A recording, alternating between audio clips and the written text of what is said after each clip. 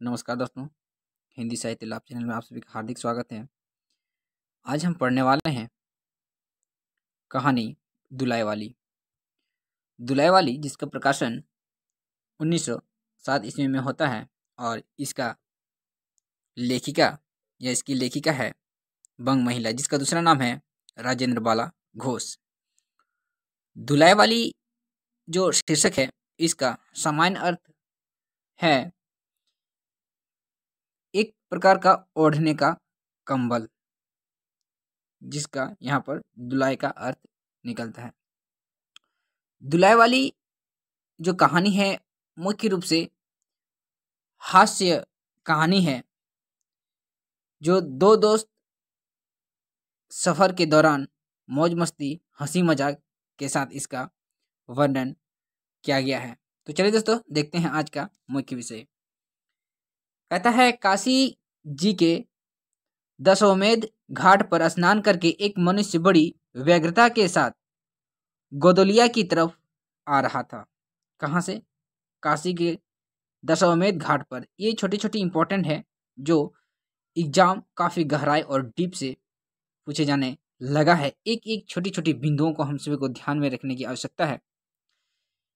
कहाँ? ये दशोमेध घाट के स्नान करके एक मनुष्य बड़ी व्यग्रता के साथ गोदलिया की तरफ आ रहा था। किधर आ रहा था? गोदलिया की तरफ। एक हाथ में एक मैली सी तौलिया में लपेटी हुई भींगी धोती और दूसरी में सुरती की गोलियों की कई डिब्बियां और सूंघने की एक पुड़िया थी। उस समय दिन के 11 बजे थे। गोदलिया की बाईं तरफ जो गली है उसके भीतर एक और गली में थोड़ी दूर पर एक टूटे से पुराने मकान में वह जा घुसा। मकान के पहले खंड में बहुत अंधेरा था, पर ऊपर की जगह मनुष्य के वास उपयोगी थी। मतलब जो नीचे था वो खंडहर जैसा दिख रहा था, रहने लायक नहीं था, लेकिन ऊपर जो है ना मनुष्य रहने लायक था, मतलब वास करने या फिर रहने योग्य उसमें था। नवागत मनुष्य धड़धड़ाता हुआ ऊपर चढ़ गया। वो आदमी धड़ाधड़ मतलब जल्दी जल्दी में ऊपर चढ़ जाता है। वह एक कोठरी में उसने हाथ की चीजें रख दी और सीता सीता कहकर पुकारने लगा। कौन? वो व्यक्ति। कहता है उधर से, क्या है? कहती हुई एक 10 बरस की बालिका आ खड़ी हुई। देखिए ये 10 बरस जो है ना इंपॉर्टेंट है। पूछ सकता है कि जो दुलाई वाली कहानी है उसमें लड़की जो रहती है वो कितने साल की होती है। तो एनिमेशन के लिए यहाँ पर क्वेश्चन हमेशा देते रहता है कि इस कहानी से कौन सा कथन वाक्य सही है, कौन सा कथन गलत है। तो हम लोग छोटी छोटी बारीकी ध्यान रखेंगे और उम्मीद करते हैं कि आप इन सभी को नोट डाउन करके ध्यान रखेंगे। तब उस पुरुष ने कहा, सीता जरा अपनी बहन को बुला ला। अच्छा कहकर सीता चली जाती है अंदर। कुछ देर में एक नवीला स्त्री आकर उपस्थित हुई। नवीना मतलब नवीन, मतलब शादी नई नई हुई रहती है। उसे देखते ही पुरुष ने कहा, लो हम लोगों को तो आज ही जाना पड़ेगा। आगे है, इस बात को सुनकर स्त्री कुछ आश्चर्ययुक्त होकर और झुंझलाकर बोली, आज ही जाना होगा? यह क्यों? भला आज कैसे जाना होगा? ऐसे ही था तो सवेरे भैया से कह देते। तुम तो जानते हो कि मुंह से कह दिया बस छुट्टी हुई। लड़की कभी विदा की होती तो मालूम होता। आज तो किसी सूरत जाना नहीं हो सकता। कहता है कहीं जाने वाले थे, वो अचानक आके पति जो है ना पत्नी को कहते हैं, लेकिन पत्नी वो कहती है कि नहीं, आज किसी भी सूरत में मतलब किसी भी कीमत में हम लोग आज नहीं जा सकते हैं। तुम आज कहती हो, हमें तो अभी जाना है। बात यह है कि आज की नवल किशोर कलकत्ते से आ रहे हैं। नवल किशोर उसका क्या था? दोस्त। इंपॉर्टेंट है, नवल किशोर उसका मुख्य पात्र है, जो कि ट्रेन में ये लोग काफी हंसी मजाक करते हैं। पूरी कहानी इसी पर आधारित है। तो ये जो नवल किशोर है मोस्ट इंपॉर्टेंट, कलकत्ते से आ रहे हैं। तो क्वेश्चन पूछा जा सकता है कहाँ से उसके दोस्त आ रहे थे? कलकत्ते से। कहाँ से? कलकत्ते से आ रहे थे। आगरे से अपनी नई बहू को भी साथ ला रहे हैं। उसकी बहू कहाँ की थी? आगरे से, मतलब आगरा की रहने वाली थी। सो उन्होंने हमें आज ही जाने के लिए इसरार किया है, मतलब इसरार का मतलब है बोल रहे कि बुलाहट किया है। सब लोग मुगल सराय से साथ इलाहाबाद चलेंगे। देखिए मोस्ट इंपॉर्टेंट है, क्वेश्चन पूछा जा सकता है कि दुलाई वाली कहानी में मुगल सराय से इलाहाबाद चलने की बात कही गई है, क्या ये कथन सही है कि गलत? तो सही है। क्या है? मुगल सराय से इलाहाबाद का वर्णन इसमें किया गया है। उनका तार मुझे घर से निकलते ही मिला, मतलब सूचना। इसी से मैं झट नहा धोकर लौट आया। बस अब करना ही क्या है, कपड़ा वपड़ा जो कुछ हो बांध बूंद कर घंटे भर में खा पी कर चली चलो। जब हम तुम्हें विदा कराए आए ही हैं, तब कल के बदले आज ही सही। मतलब बोल रहे कि अगर कल हम लोग को जाना है ही तो उसके बदले में आज क्यों नहीं चले जाए। वो पति पत्नी आपस में वार्तालाप हो रही है। आगे कहते हैं कि हाँ यह बात है, नवल जो चाहे करवाएं, है ना। नवल उसका दोस्त जो था नवल किशोर, नवल जो है वो करवाएं, क्या एक ही गाड़ी में ना जाने में दोस्ती से बट्टा लगा जाए। अब तो किसी तरह रुकोगी नहीं, जरूरी ही उसके साथ जाओगे, पर मेरे तो नाको दम आ जाएगी। पत्नी कहती है क्यों, किस बात से? पति कहता है उनकी हंसी से। और किससे? हंसी ठट्टा भी राह में अच्छी लगती है, उनकी हंसी मुझे नहीं भाती। एक रोज मैं चौक में बैठी पुड़िया काट रही थी कि इतने में ना जाने कहां से आकर नवल चिल्लाने लगे, ए बुआ, ए बुआ, देखो तुम्हारी बहू पुड़िया खा रही है। ये मतलब उस पे हंसी मजाक कर रहे हैं। मैं तो मारे शर्म के मर गई। वो पत्नी कहती है हाँ भाभी जी ने बात उड़ा दी सही। वे बोली खाने पहनने के लिए तो ही है आई है, पर मुझे उनकी हंसी बहुत बुरी लगी। मतलब नवल किशोर की जो बात थी उनको शोभा या फिर अच्छी नहीं लगी। बस इसी से तुम उसके साथ नहीं जाना चाहती। अच्छा चलो, मैं नवल से कह दूंगा कि वे बेचारी कभी रोटी तो खाती ही नहीं, पूरी क्यों खाने लगी। यहाँ कहकर वंशीधर कोठरी के बाहर चले आए। वंशीधर मतलब वो अब धीरे धीरे पति पत्नी का नाम सामने हम सभी के बीच आ रहा है। क्या है? वंशीधर नाम था और दोस्त का क्या नाम था? नवल किशोर। कहते हैं कि मैं तुम्हारे भैया के पास जाता हूँ, तुम रुलाकर तैयार हो जाना, मतलब तैयार हो जाइएगा, हम थोड़ा सा आते हैं। इतना सुनते ही जानकी देई की आंखें भर आई। ओ देखिए यहाँ पर उनका पत्नी का क्या नाम था? जानकी देई।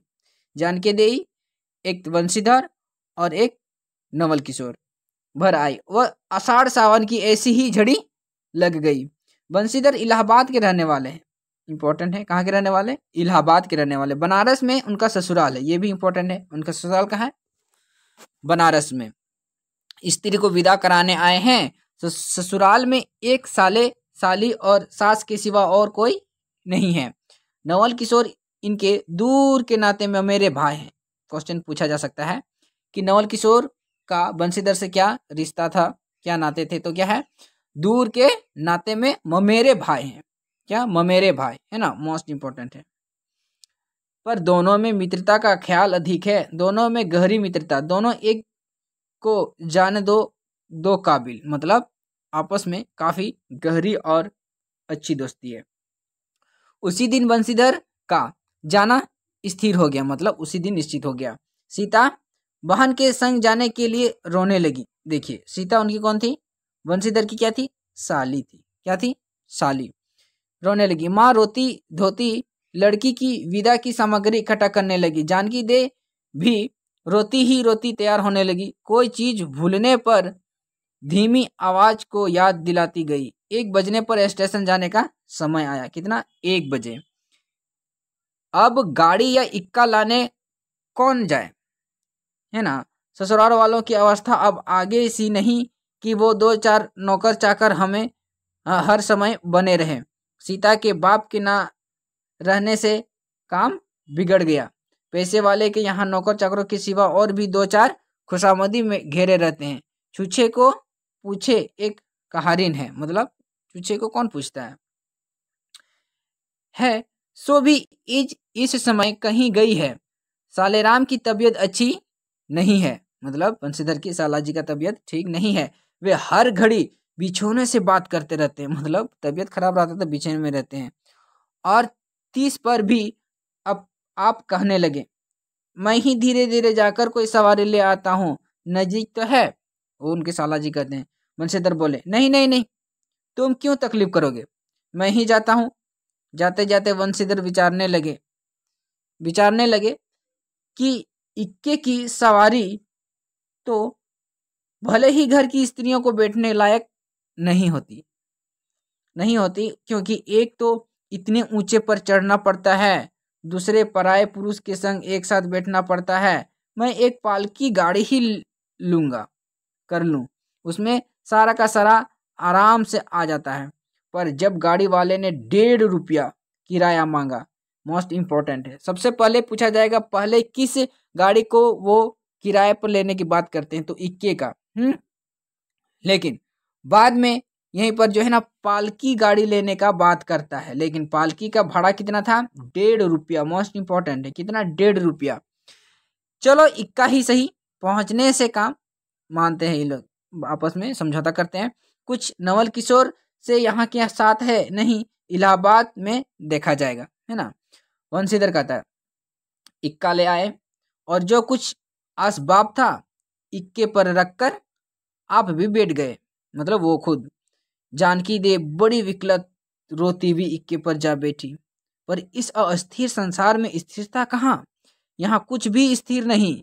इक्का जैसे जैसे आगे बढ़ता गया वैसे वैसे जानकी की रुलाई भी कम होती गई। सिकरोल स्टेशन के पास पहुंचते पहुंचते जानकी अपनी आंखें अच्छी तरह पहुंच चुकी थी। मोस्ट इंपॉर्टेंट है, कौन सा स्टेशन, सिकरोल स्टेशन तक पहुंचते पहुंचते वो अब रोना बंद कर दी थी और अपना चेहरा को भी अच्छी तरह से साफ कर दी थी। अब कहता है कि दोनों चुपचाप चले जा रहे थे कि अचानक वंशीधर की नजर अपनी धोती पर पड़ी। अरे, एक बात तो मैं भूल ही गया, हाँ कहकर पछता से उठे। इक्के वाले के कान बचाकर जानकी जी से पूछा, क्या हुआ, क्या कोई जरूरी चीज भूल आए? नहीं, एक देसी धोती पहनकर आना था, सो भूलकर विलायती ही पहन आए। नवल कट्टर स्वदेशी हुए ना, वे बंगालियों से भी बढ़ गए हैं, देखेंगे तो 4 सुनाएंगे, बिना नहीं रहेंगे। और बात भी ठीक है, नाहक विलायती चीजें मोल लेकर क्यों रुपये की बर्बादी की जाए, देसी लेने से भी दाम लगेगा, सही पर रहेगा तो देसी। जानकी जरा भौं टेढ़ी करके बोले, धोती तो धोती, पहनने से काम क्या या बुरी।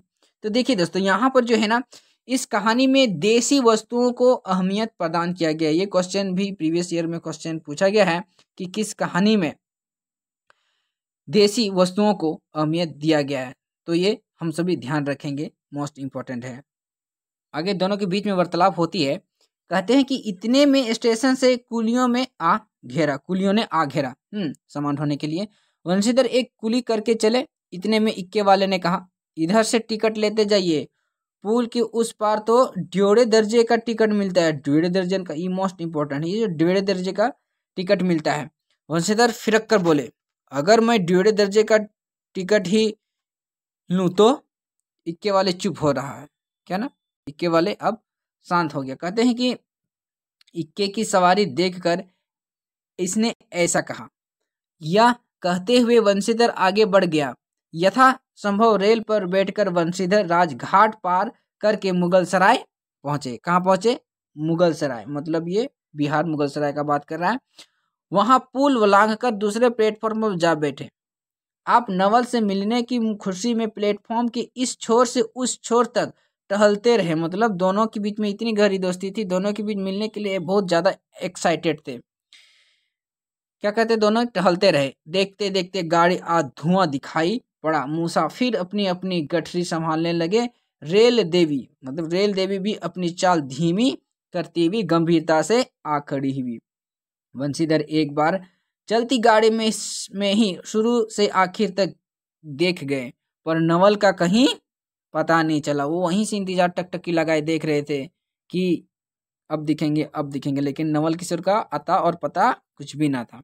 वंशीधर फिर सब गाड़ियों को दोहरा गए, मतलब फिर दोबारा देखना शुरू किए, तहरा गए, भीतर घुसकर एक एक डिब्बे को देखा, किंतु नवल नहीं मिला।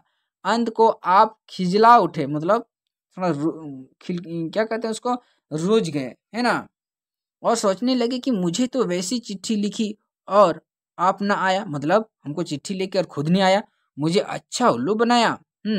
अच्छा, जाएंगे कहाँ, भेंट होने पर समझा लूंगा। सबसे अधिक सोच तो इस बात का था कि जानकी सुनेगी तो ताने पर ताना मारेगी। अब सोचने का समय नहीं, रेल की बात ठहरी। वंशीधर झट गए, है ना, झट गए मतलब नीचे उतर गए, और जानकी को लाकर जाननी गाड़ी में बिठाया और पूछने लगी, नवल की बहू कहीं है, कहाँ है?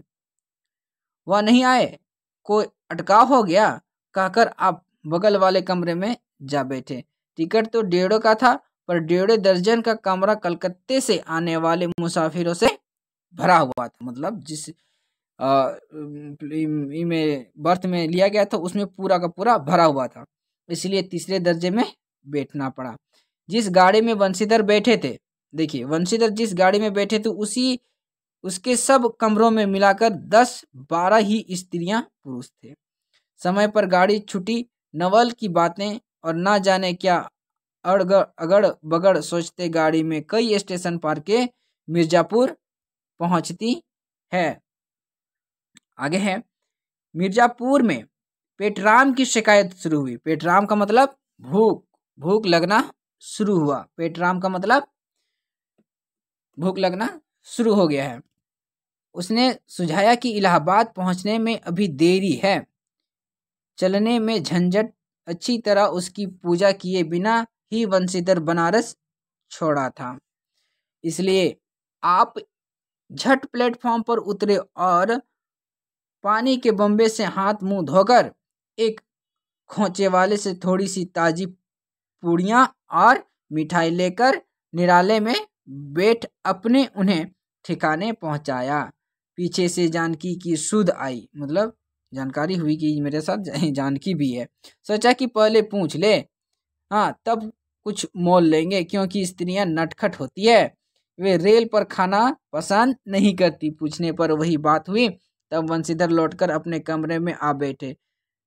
यदि वे चाहते तो उस समय ड्योढ़ों में बैठ जाते, क्योंकि अब भीड़ कम हो गई थी, पर उन्होंने कहा थोड़ी देर के लिए कौन बखेड़ा करे, मतलब इसमें इस बर्थ से उस बर्थ में जाए, इसी में से ही। आगे कहते हैं कि बंशीधर अपने कमरे में बैठे एक मुसाफिर अधिक देख पड़े। आगे वालों में से एक उतर भी गया था। जो लोग थे सब तीसरे दर्जे के योग्य जान पड़ते थे। अधिक सभ्य कोई थे तो कोई बंशीधर ही थे। उनके कमरे में पास वाले कमरे में एक भले घर की स्त्रियां बैठी थी। वह बेचारी सिर से पैर तक ओढ़े, सिर झुकाए, एक हाथ लंबा, घूंघट काढ़े, कपड़े की गठरी सी बनी बैठी थी। बंशीधर ने सोचा इनके संग वाले भद्र पुरुष आने पर उनके साथ बातचीत करके समय बितावेंगे। 1-2 करके तीसरी घंटी बजी। तब वह स्त्री कुछ अचकाकर थोड़ा सा मुंह खोल जंगले के बाहर देखने लगे। जो ही गाड़ी छूटी वह मानो कांप सी उठी। रेल का देना लेना तो हो ही गया था, अब उसकी किसी का क्या परवाह। आगे कहते वह अपनी स्वाभाविक गति से चलने लगी, मतलब ट्रेन अब स्वाभाविक गति से चलने लगी, नॉर्मल चलने लगी। प्लेटफॉर्म पर भीड़ भी न थी, केवल 2-4 आदमी रेल की अंतिम विदाई तक खड़े थे। जब तक स्टेशन दिखाई दिया तब तक बेचारी बाहर ही देखती रही। फिर वह अस्पष्ट स्वर से वह रोने लगती है। पर आधारित कहानी है।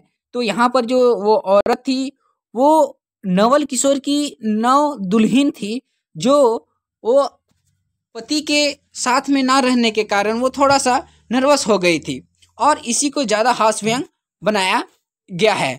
तो इसमें आगे देखते हैं कि उस कमरे में 3-4 पढ़ा ग्रामीण स्त्री तीन चार प्रौढ़ा ग्रामीण स्त्री उसमें बैठी हुई थी।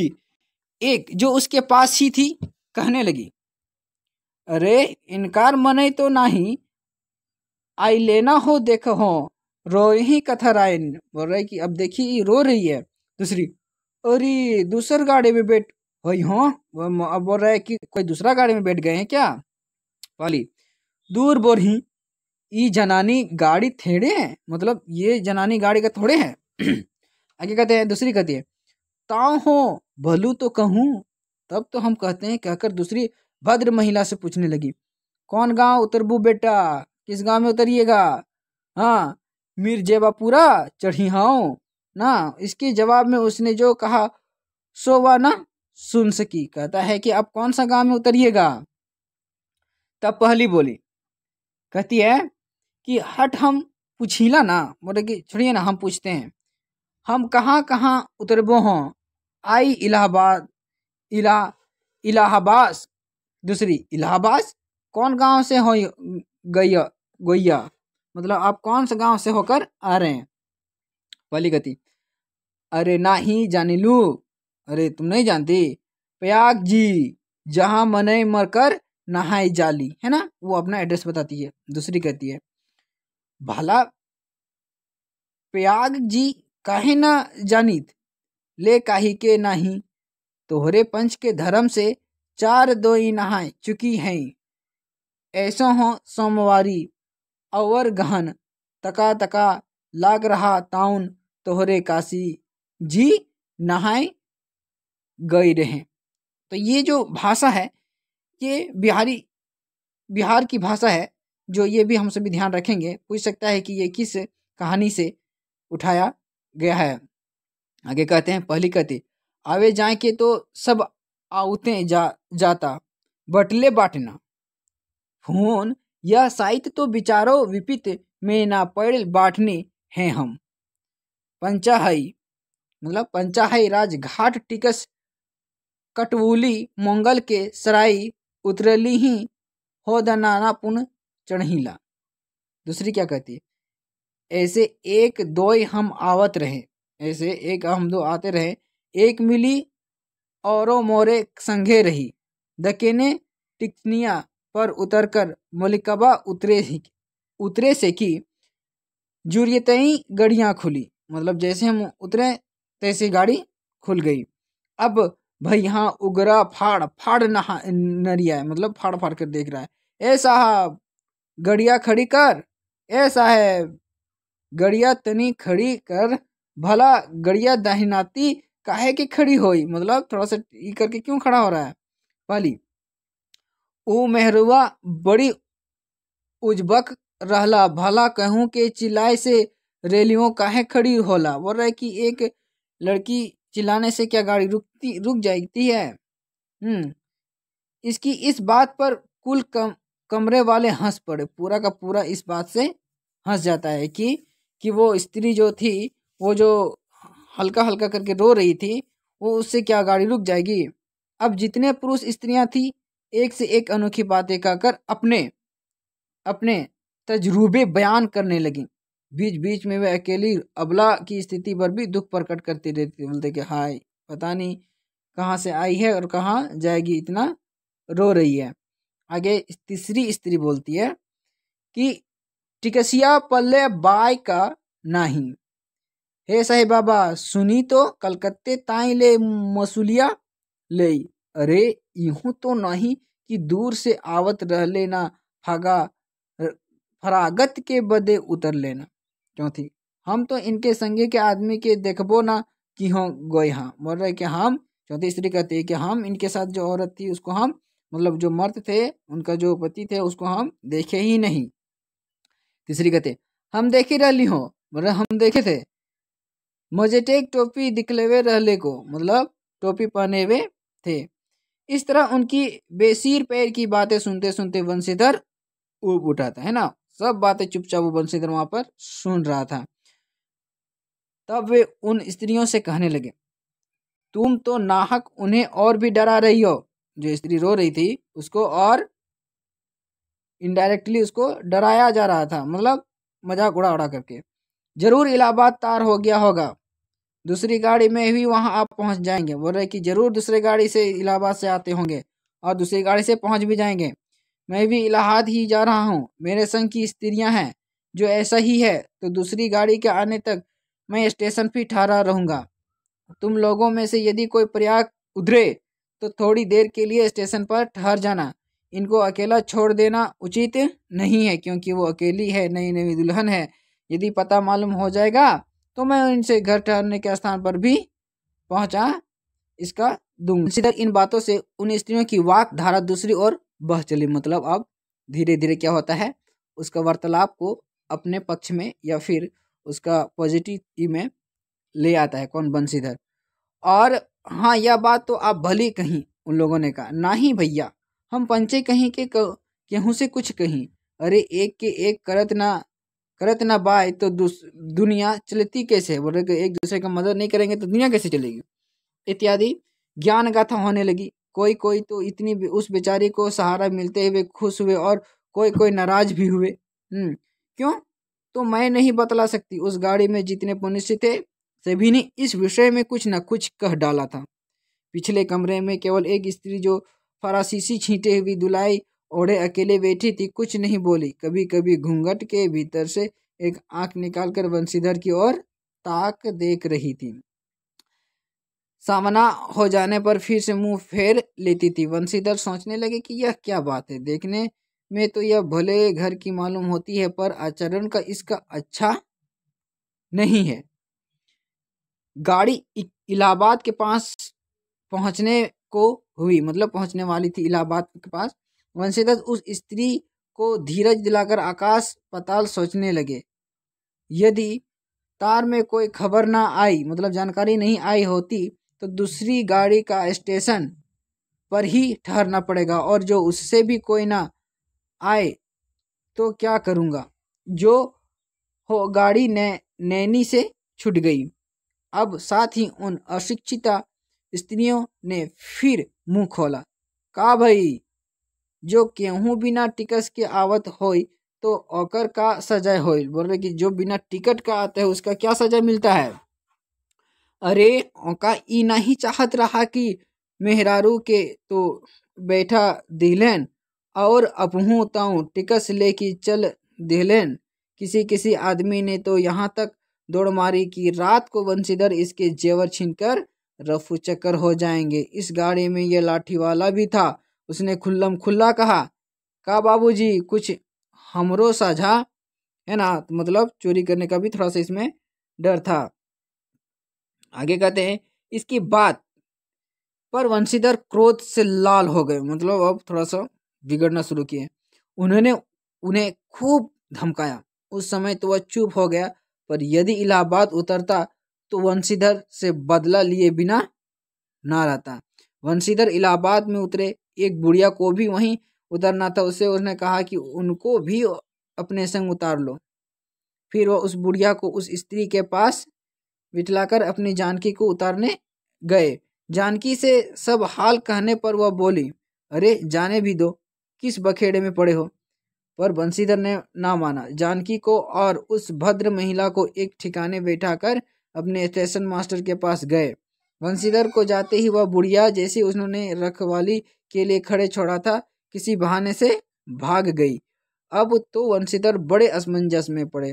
टिकट के लिए बखेड़ा होगा, क्योंकि वह भी स्त्री टिकट है। लौटकर आए तो किसी को ना पाया। अरे ये सब कहाँ गई, यह कहकर चारों तरफ देखने लगे बंशीधर, है ना। कहीं पता नहीं इस बंशीधर घबराए आज कैसी बुरी शायद में घर से निकले कि एक के बाद दूसरी आफत में फंसते चले आ रहे हैं। इतने में अपने सामने उस दुलाय वाली को आते देखा। तू ही उन स्त्रियों को कहीं ले गई है। इतना कहना था कि धुलाई से मुंह खोलकर नवल किशोर खिलखिला उठे। वो जो दुलाय वाली था वो कौन था, वो नवल किशोर ही था, जो अपने चेहरे पर कपड़ा या चादर या कंबल का मतलब कह सकते हैं उसमें ओढ़े हुए छिपा हुआ पूरी ट्रेन में था, और किसी को पता नहीं चलने दिया कि हम ही यहाँ पर हैं। जो कि उसकी पत्नी पूरी ट्रेन पूरी यात्रा में परेशान रहती है कि मेरे पति हमको कहीं छोड़कर चले गए, और वह वही घूंघट वाली स्त्री थी। अरे आगे कहता है कि अरे यह क्या, सब तुम्हारी ही करतूत है। अब मैं समझ गया कैसा गजब तुमने किया। ऐसी हंसी मुझे नहीं अच्छी लगती। मालूम होता है कि वह तुम्हारी ही बहू थी। अच्छा तो गई कहाँ? अब बोलते कहाँ, हाँ वो मेरी पत्नी ही थी, लेकिन अभी गई कहाँ? दोनों के बीच में बहुत मजेदार तरीके से मतलब बात हो रही है दोनों दोस्त के बीच। वे लोग पालकी गाड़ी में बैठी हैं, तुम भी चलो। पालकी गाड़ी में है ना, पालकी गाड़ी में इंपॉर्टेंट है। नहीं, मैं सब हाल सुन लूंगा तब चलूंगा। यहाँ हाँ, यह तो कहे तुम मिर्जापुर में कहाँ से आ निकले? मिर्जापुर? मिर्जापुर नहीं, मैं तो कलकत्ते से, बल्कि मुगल सराय से तुम्हारे साथ चला आ रहा था। देखिए, साथ था लेकिन साथ में उनको पता नहीं चलने दिया कि हम शुरुआत से ही थे। तुम जब मुगल सराय में मेरे लिए चक्कर लगाते थे तब मैं जोड़े दर्जे ऊपर वाले बेंच पर लेटे तुम्हारे तमाशा देख रहा था। देखिए कितना मजेदार है ना। एक दोस्त उसको भौचक्का से ढूंढ रहा है और दूसरा दोस्त है कि वो आराम से देख रहा है कि मेरे लिए दोस्त मुझे कहाँ कहाँ ढूंढता है, कहाँ कहाँ नहीं, और फिर भी नहीं आता है। वो लास्ट में बाहर निकल के आता है। फिर मिर्जापुर में जब तुम पेट में धंधे में लगे थे, पेट के धंधे मतलब वही पेटूरा, मतलब भूख जब लगी थी, मैं तुम्हारे पास से निकल गया पर तुमने ना देखा। मैं तुम्हारी गाड़ी से जा बैठा, सोचा कि तुम्हारे आने पर प्रकट होऊंगा। फिर थोड़ा और देख लें, करते करते यहाँ तक नौबत आ गई। बोल रहा है कि और थोड़ा से इसका हरकत देख लें, और थोड़ा से इसका हरकत, लेकिन वो हरकत खत्म नहीं हुआ जब तक वो स्टेशन ना पहुंच पाया, है ना।